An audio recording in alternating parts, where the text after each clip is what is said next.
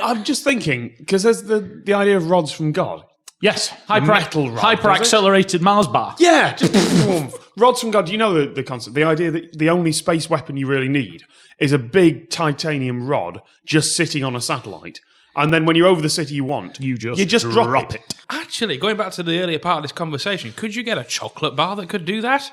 I think re-entry might pose a problem for a Mars bar. What if it were in a wrapper? Well, like M&M. So what you're espousing is putting a Mars bar in like a round that will burn up perfectly through re-entry, leaving you with a solid Mars bar, which will then refreeze in the upper atmosphere. Correct. Slowly defrost slightly, and then it's not going to be as damaging. But I like the way you're thinking. Yeah, it's like that's the ultimate middle finger, isn't it? We're going to. Well, I do believe we are going to attack you with nuclear weapons. That we can take you down with a Mars bar. Gentlemen, I have an announcement. I have a Yorkie strategically positioned over the major centres of the world. Oh, bugger. Oh, there she goes. So is this Chicago? I've got some bad news.